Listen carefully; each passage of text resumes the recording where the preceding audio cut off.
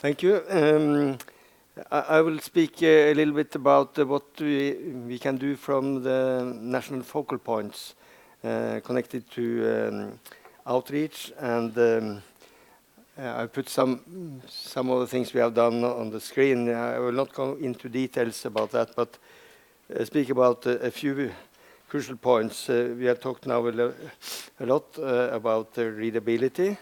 What we do from the focal point side is very much also connected to the review. For instance, very many of our comments during the review of the reports is related to readability. How can this be understood? We quite often ask, can you phrase this in a more understandable way? Can you explain this better, and so on, and what is meant by this term, and so on. And this is also very much related to sequence. You know, when we are communicating from our agency, we usually start with the key, kind of the key finding, and then we explain later on, you know, the background and what can be done and so on. Well, some scientists like to start with, you know, the methodology and explaining what they have achieved over the years and so on, and then finally the key finding is coming, you know. So we ask if the sequence could be changed. So start with the key finding and then explain after. Also, it's important to have in mind that the focus should be on what is relevant for the readers, what is relevant for the decision makers, and so on, and to kind of produce things which is useful for them. And this is challenging because, you know, it's easy to write something which is easy to understand, but because climate change is also complex, it connects with many things. So it's challenging, but I think it's the guiding star in a way should then be relevance. So in this complexity, when you select things, you should select what is most relevant for the audience. Also, I think it's important that IPCC now focus more on the solutions, not only on the problems, but also, you know, on adaptation and what can be done, and so on. Just a few words then on graphics. It has been mentioned several times. I think it's important to note that some graphics are maybe useful in a report. You can sit there and study it for an hour, you know, but if you have a presentation, then it's just a short time. So then you need a different kind of graphic.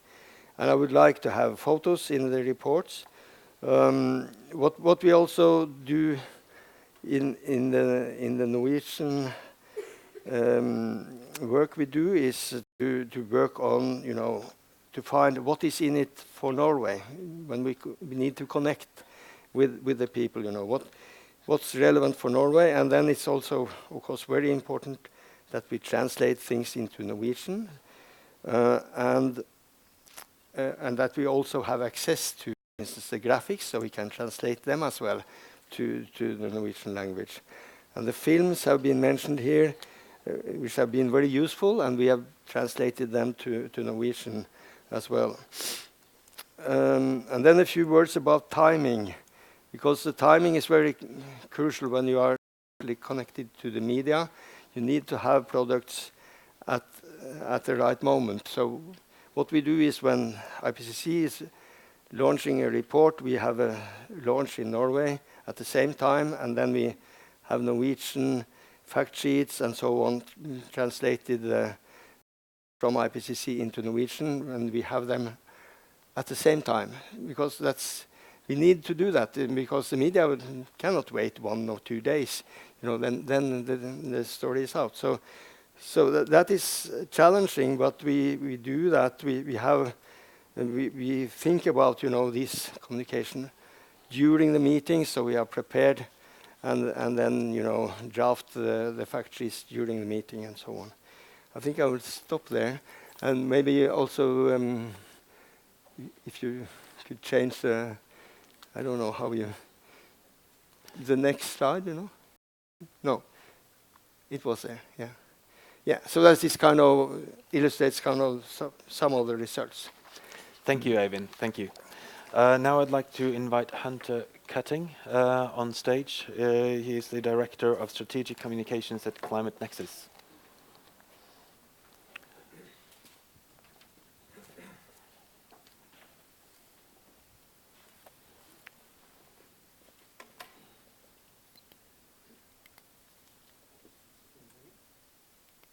No? Can you hear me now? Yes. Okay.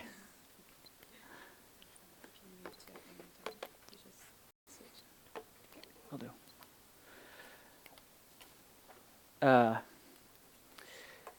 AR5 was only my second IPCC meeting, so I'm kind of a young kid on the block, but I'm old enough that I have to switch glasses, so I hope you will bear with me.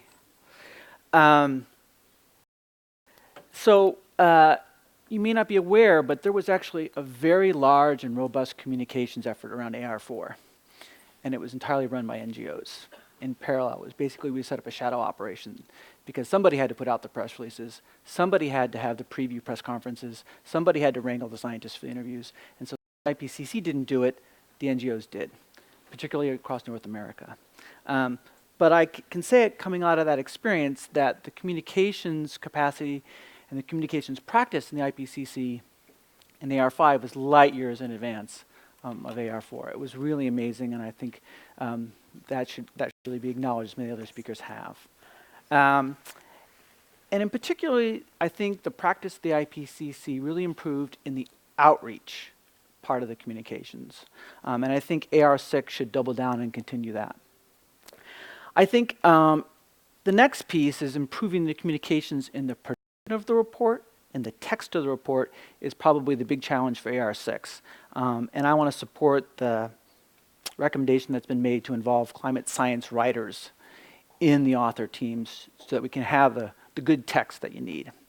But I want to make the proposition that that's going to be and that you're going to find yourselves facing a lot of the same problems that you incurred in AR5 and AR6.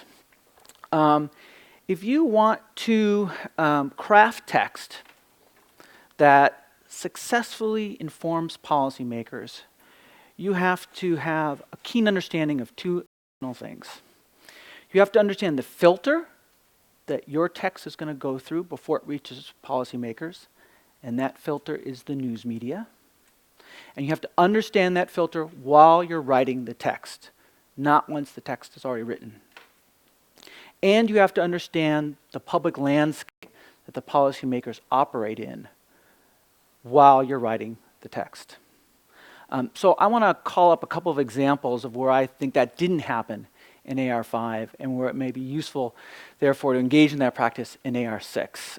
And I just want to apologize in advance because we have this culture of critique and we have this culture of looking at what went wrong, and so many great things went right in AR5. So I want to apologize for highlighting what I think went wrong in a couple places, but hopefully it's in the service of improving the practice. So first of all, I want to talk about the hiatus and the work of Working Group 1. I think, unfortunately, the promotion and the fueling of the hiatus story is one of the unintended consequences of the work of Working Group 1. And I want to call out two particular places where I think things went off the rails. One was the failure to engage in the news media on the final government draft. As many of you know, the text on the hiatus changed dramatically between the final government draft and the draft that was approved at the plenary session. This is actually, ironically, one of the cases where governments, I think, did a huge service in providing clarity about the text. By then, it was too late.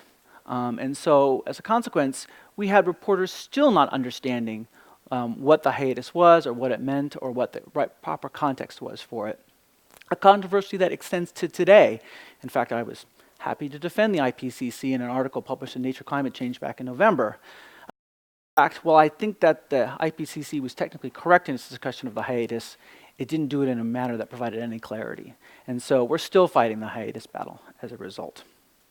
So there's two issues there, right? It's one, it's not understanding the public landscape that policymakers were facing when discussing the hiatus. And second, getting the news filter.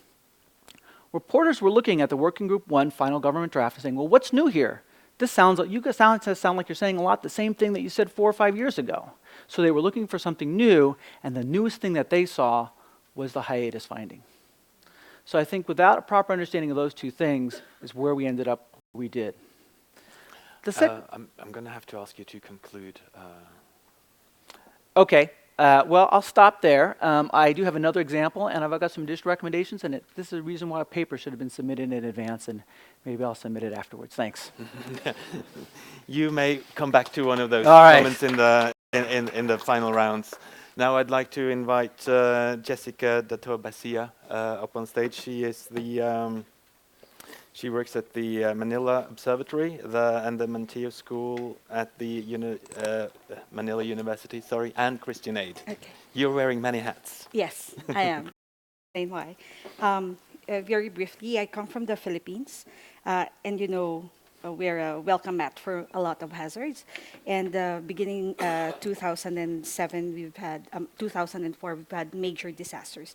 And actually, a lot of our community partners and policy partners came to ask a question, why is this happening to us? And can we do something about it? And we immediately approached the scientific community for answers. And that led us to some IPCC co-authors who were from our country, and later with the AR5, and which was just directly after Haiyan, we approached Cordex, Southeast Asia, that participated in the climate downscaling. To cut the long story short, we provided a transdisciplinary platform where scientists were able to have direct communication with community members, policymakers at the national level, for them to have more clarity about the science. In other words, we didn't produce anything. We didn't produce posters. We didn't produce any material. We didn't produce any animation. But we had them do the traditional way of conversing through transdisciplinary platforms. For us, it provided us the opportunity to give science a chance to change our fate, that we cannot just be at the mercy of hazards. That is one very important realization. And key to this actually is the science provided by the IPCC reports on how we are able to manage our risks, from the AR4 to the SREX and to the AR5 reports. Allowed us to also build a social capital that promoted an evidence-based policy advocacy in the Philippines. And doing so since 2007 of the advocacy, we were able to pass the climate change law in the Philippines, the DRRM law, that provided money for both CCA and DRR. People survived that funds our adaptation work. We were able to use the data of AR5 to push for the inclusion of climate resilience in the work of the Asia-Pacific Economic Cooperation that used to just focus on disaster response. And finally, the inclusion of the resilience and risk management in the work of the CVF, the Climate Vulnerable Forum, in their roadmap. So in short, sometimes you just need to go back to the basics of communications to make it work. So that, I think, is our key message. Thank you. Thank you very much. Next speaker is Christiane Textor from the German IPCC Coordination Office.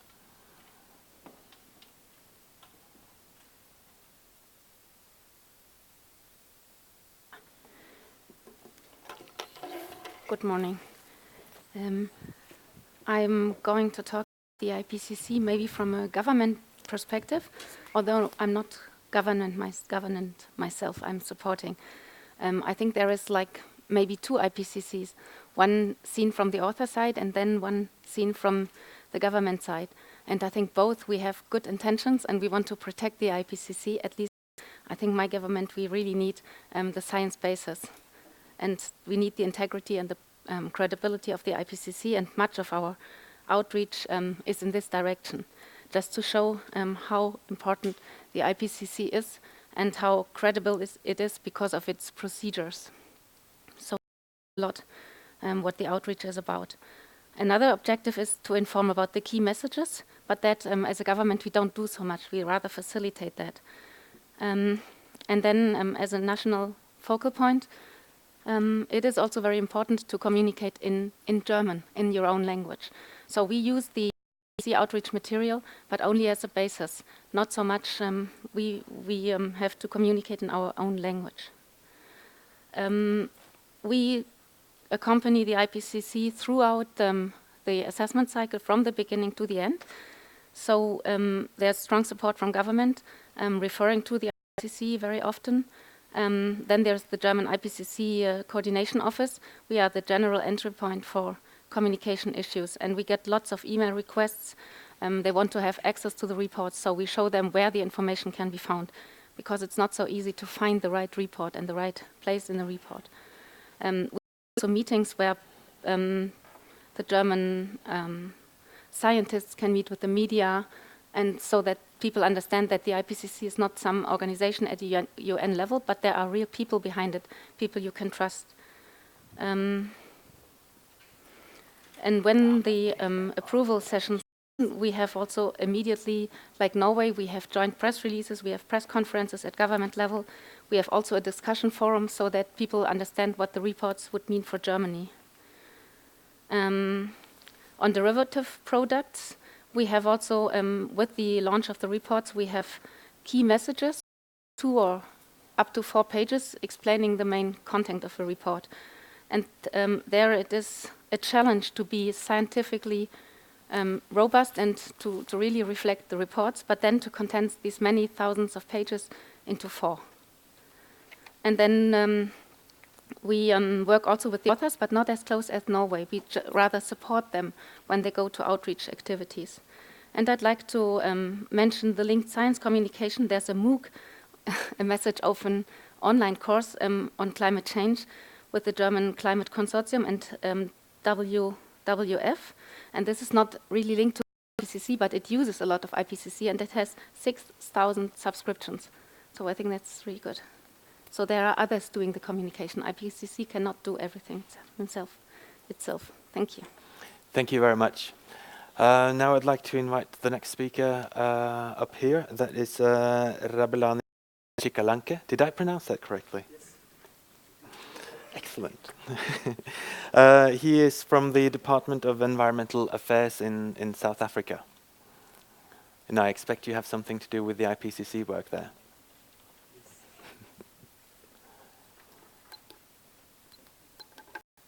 Thanks so much. Thanks for the introduction, and thanks for the Norwegian government for hosting us so well in this beautiful city of Oslo. Yes, coming from South Africa in 2014, we had an outreach event that was sponsored by CDKN, our knowledge network from the area, and the South African government that was part of it, together with IPCC. The event was really successful. In fact, it was the first regional outreach event that focused on the whole of Africa.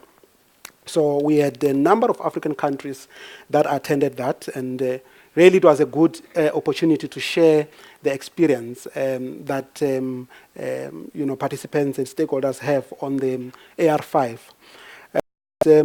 That outreach event was organized alongside the National Climate Change Response Policy conference, and it started with the media workshop, because we realized that in Africa we don't really have we don't really have stories that the journalists are able to write, and so we needed to at least make sure that we increase those stories. There are good stories, but it has been challenging to have those stories, out and to people. So we needed to tell the media or teach the media how the IPCC works. We had,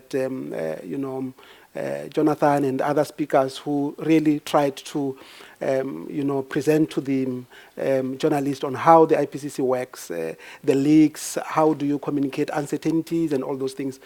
So to many of the journalists that were there, it was a new world, really, to understand at least how IPCC works. So we have realized then that it's important to really communicate the messages and make people in the developing countries understand what the IPCC is, how it works, how it makes decisions, and things like that. And after a day, we had an outreach where we looked at many different issues.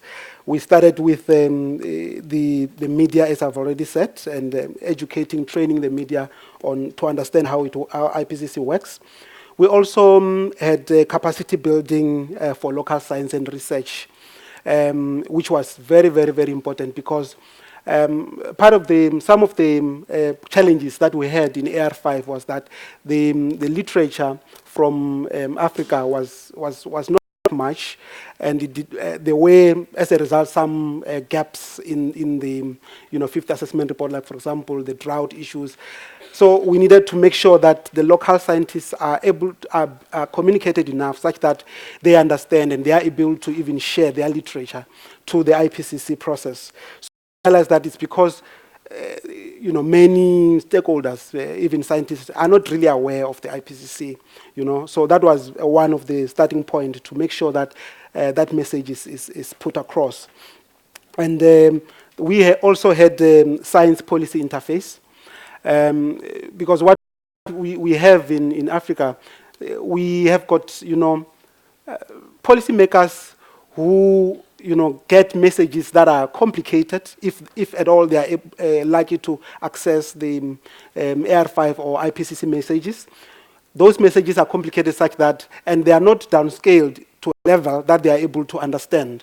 Because policymakers, what they want, if you are a local government, you want to know what is it that is happening in your area. And based on that, you are able to take an informed decision.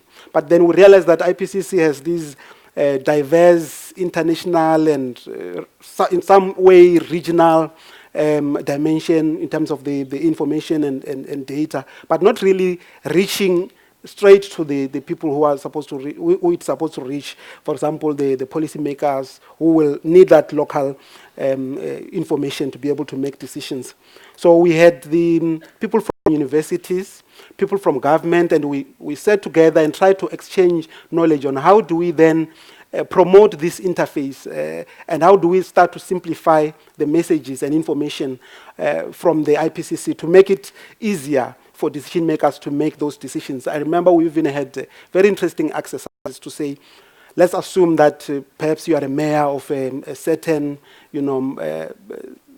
town or city anyway in Africa, and you are presented with the IPCC report, and you are presented with models that in most cases are not really talking about your area. They need to be downscaled to start talk to you. How do you make decisions based on that? And we realize that decision makers are likely to make decisions, not necessarily based on the complicated picture that they get, but based on their, institution or constituencies. What are the needs in their constituencies? We realize that more needs to be done to disseminate the information and also to simplify the information in local languages, different local languages. So I think I see Christian is already looking at me. But I'll be able to share more. There is an advanced paper that I wrote. You'll be able to get some of the stories. There were messages that came across, for example, that there still has to be, a training that has to go on and on for journalists to be able to write those stories, because there are stories, but to be able to get them across is difficult because the interest in Africa, for example, there are other priorities than really climate change. And I'm going to have to ask you to conclude. Okay. The last and important one was how do we increase contribution of the IPCC scientists from Africa into the IPCC. That was very, very, very valuable because scientists who were there were able to know and understand how the IPCC works and how can they form part of the sixth assessment report. Thank you so much. Thank you very much. The last and final speaker is Simbisai Sanjay. It's not possible that I pronounced your name correctly, did it? You did. Oh, thank you. It's such a shame that we don't more time for the presentations, but I also really want to have some comments from the audience also. Simbisai is a project manager for South North, which is an alliance partner for the Climate and Development Knowledge Network. Yeah. So I will just briefly talk about the Africa outreach events we hosted in 2014. We had 3 country-specific events. One was in Kenya, Ethiopia, and Uganda. And finally, the regional event that Rabelani has just mentioned. It's hard. That was a 1.5-year-long preparatory process, which was then executed over 3 days in each country. In terms of the events themselves, they had 3 distinct layers. The first was a policy dialogue event, which brought together different stakeholders with the IPCC authors. This was to encourage two-way discussion on the implications, but also on the actions required going forward. The starting point for this was organizing with the IPCC focal points in countries who are mainly from the meteorological department. So very interesting mix there. Secondly was a young scientist, which aimed to encourage more African researchers to have their research peer-reviewed and published to be considered for future IPCC reports. Secondly, to encourage other African scientists to become excited about joining the IPCC. The third was journalist training, which preceded the main dialogue events. The main aim there was to encourage responsible journalism on the AR5 findings, how they can communicate scientifically accurately, but also still have a story to tell. So, what did we learn? There is huge demand for information that is at the regional, sub-regional, and country level. This is not just for policymakers, but also for private sector actors and civil society. Participants highlighted that without a clearer understanding of the impacts at very different levels, it'll be difficult to move away from business as usual. Linked to this is that different stakeholders require different types of information and in very different formats. For example, policymakers who are not a very homogeneous group require different pieces. For example, policy briefs may be relevant for ministers, but you might need more technical information for the technocrats. We also need to remember that different ministries require different sets of information. We need to differentiate between what a Ministry of Finance would require and what a Ministry of Environment would need. Secondly, the success of the outreach event was in part due to the high engagement of the IPCC. I'd like to make special mention of the African authors specifically, because they could give a more nuanced country context to the findings, and they could also engage to the development context of each country. Thirdly, I think one of the motivations for having the Young Scientist Seminar was, as Rabelani mentioned, there are very few African authors in comparison to other regions. And this has implications on the data that we have for Africa and what we can actually distill into shorter packages for policymakers. What we also learned is that climate change is highly regarded as an environmental concern, both within university institutions, but also within policy institutions. It's not institutionally addressed as an interdisciplinary subject. In addition, at the university level, it wasn't very clear how researchers could become involved with the IPCC.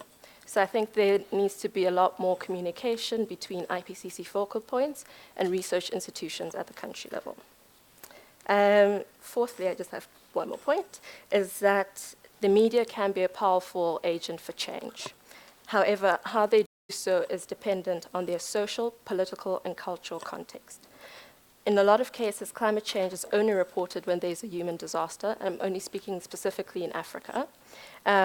More journalist and also editor training is required to ensure that journalists understand the impacts of climate change, what it is, but they also understand the role of the IPCC and how they gather their information. And lastly, final, outreach events are very expensive. Our limited CDK and budget could only focus at the national level. There is need and there was demand for more devolved, sub-regional as well as provincial level outreach events. We try to use social media to broaden participation, but we also need to recognize that social media in different contexts cannot only go so far, and it can tend to be a bit elitist. How do we broaden the conversation for those who are most vulnerable and poor? And we think there is potential in community radio, which has far more reach on the continent. Thank you very much. Thank you very much. If I could have the panel back up here on the stage, and then we can take a few questions, and they can also respond to each other. Okay, we're not going to have time for all of you, so I'm going to give priority to those who haven't had the word yet. The woman at the back there, and you, and you, and you. Hello. Good morning. I'm Imelda Abanyo. I'm the editor of the Philippine Environnews and from the Earth Journalism Network. And in the process of developing handbook for journalists on climate change reporting in Southeast Asia.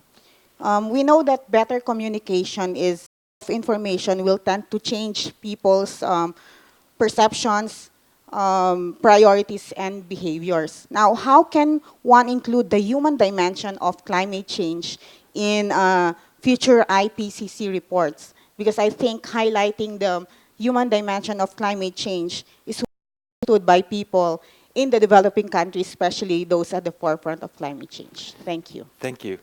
Next question is woman with black and white jacket. Sorry, I don't know everyone's name. Don't worry, you'll get to know me. Deborah Roberts, most recently co-chair of Working Group 2 of the IPCC. I just wanted to pick up on a point that Hunter made about the many filters that this information has to go through before it actually hits its target market, because I think that probably was one of the golden gems of this particular session. We've used the term policymaker as quite a generic term, as if there's universal mold of someone who pops out of the policy cupboard and stands with pen in hand or iPad in hand to write policy. And that's not the case. It's a complex equation usually of technical support and political leaders. And I think we've got to realize that within that policy-making space, there are actually those two types of people. And again, they need different levels of information. Also, there's the vertical. This information goes through many levels before being processed. At the local level, as Robelani indicated, usually the local technocrat cannot even use the headline statements. I've not been able to use them with my policymakers. They simply don't understand them, which means I've got an additional level of communication unsupported to get that message across. So I think we must also look at that vertical filters and what different levels of technical support need in that terms of communication. Thank you. I think Laura and then Susan.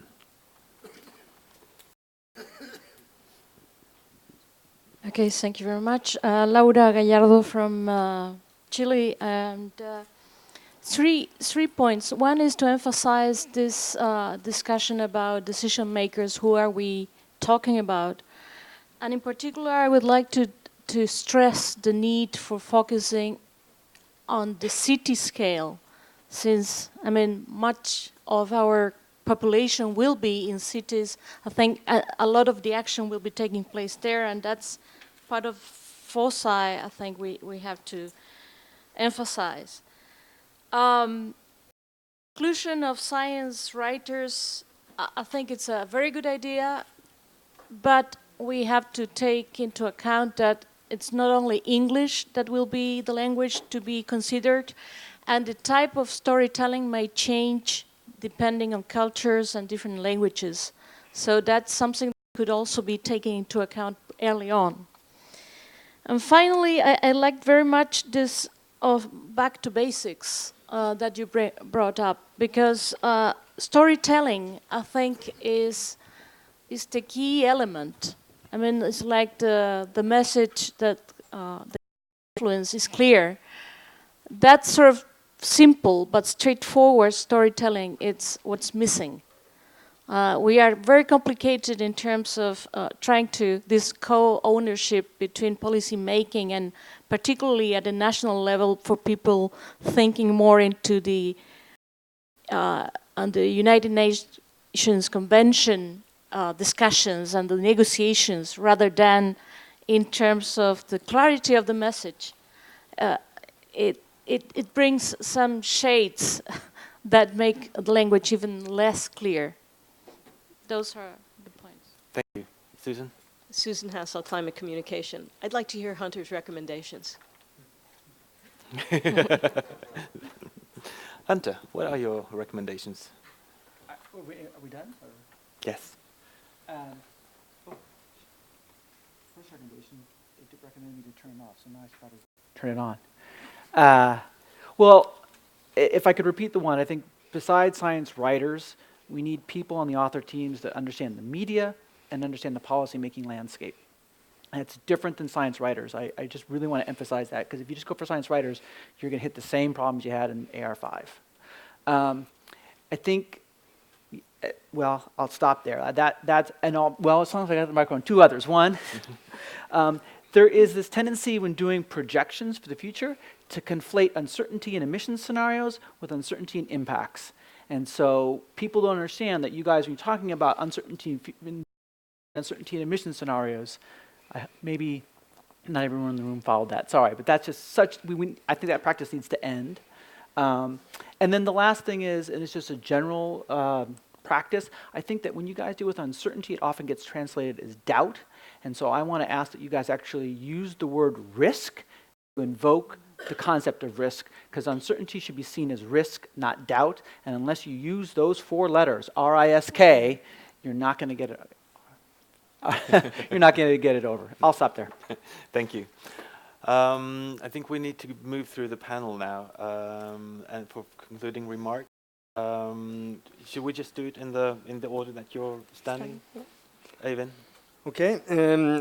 I just want to comment a little bit about that when we are discussing the solutions, it's a little bit more complicated maybe than to say that climate change is clear and these things, because how we deal with the mitigation is more complex, and I think that's very important that we focus on that in the next round, how we communicate messages. And like Deborah Roberts said, we need to have, we get a lot of questions related to these messages, which maybe are clear, but what's in it, what's meant, what are, what kind of emissions are included, and all these things. So we need different layers of this, and the cities are very important, as was pointed out here. And lastly, I will mention the language issue, because for people who don't are native English-speaking people, then you need to translate to these languages, and that's quite often very challenging to translate some of the phrases and so on. So it's important that if the language is very complicated, then it's even more to translate it. Thank you. Rabelani? Thank you, and thanks for the questions. I mean, the issue of policymakers it's an important one, because the question that always comes: who is the policymaker? There are different policymakers, and it has to be borne in mind that when communicating the message, you must communicate them very clearly and in such a way that they will be understood and decisions will be made. The complication is that climate is exact, and the message is not so easy. So in terms of perspective, we have realized from the outreach that we had that we need, as Simbisai said, we need a lot of funding and a lot of outreaches going forward, because those outreaches really help to try to get young emerging African scientists and scientists from developing countries on board. Because if those scientists see the experienced authors leading the outreach from a specific country, that becomes a training for them. And they now open their minds that there is something called IPCC, and we are able to also make a because there's a lot of research, but it doesn't filter through to the IPCC processes because we simply do not have people who understand it. So the outreach going forward will be very, very important to increase the participation of the developing countries and also increase the authorship into the IPCC processes. As Dr. Lee said, that the focus of the developing countries should be then how to make sure that you increase their participation. So that is the vehicle to which we can do that. Thank you. Thank you. Well, if we want to have investments and our policymakers realize the need for the urgency for risk management, resilience, adaptation, and mitigation, we realize too that the stories are not enough. You know, we can capture a lot of stories that can make people cry, you know, but it will not withstand the rigor of policy debate. So what we realized earlier on is that the partnership, that transdisciplinary exchange between scientists and communities allowed us to have partnerships. So the communities will present the evidence of what's happening to them. The hardcore science came from scientists themselves. So when we attend committee hearings, whether it's at the local level or it's at the national level, we always have two, and they always work. That's why we have the laws that we have right now. Thank you. I think what underlies a lot of the presentations is that we need to understand how decisions are taken within each context. The political economy differs vastly within countries, within sectors, and we need to have a better understanding of what that is. I'm not saying that it's a role for the IPCC, but partners should come together to pick out strong points of leverage where we can influence the system and communicate to those points in the system where we can really leverage action. I think that's my concluding summary from this. Thank you. Christiane? Thank you. Am I on? Yes, you are. Okay. From listening to you, I've been thinking about, again, who IPCC is, and its governments and its scientists. So what we do in terms of outreach is also often in-reach. And like when you say you need more scientists to be involved, like we have a big email list to all our research community. And maybe we can have this centralized at the secretariat or somewhere so that all the past authors wouldn't get lost. And then in terms of reaching out to policymakers, I think this type of outreach is built in the IPCC process through the review. So we send out all these drafts to the policymakers, to people in government, and we explain how the IPCC work, and they get throughout the process in contact with the content of the SPMs. So it's not only at the final stage, at the approval session, but also during the making of the product. Thank you. Thank you very much, and thank you to the panel for offering your insights and experiences. A lot of you wanted to ask questions and had comments that we didn't have time for. I apologize, but we've thrown up here a lot of ideas and questions and challenges and possible ways forward. The next session will be a World Cafe session where we'll discuss in smaller groups. And there it is easier, that makes it possible for everyone to voice their opinion. I would just like to point out that there will be coffee served right outside this room, so you may go and get yourself a cup of coffee. It is allowed to bring the coffee back into this room and into the other meeting rooms that we will be using for the World Cafe session. We will reconvene here at 12:15 for 2 more sessions before lunch. The first session will be shared by Araya, because it is a session on a science project that I have been part of myself.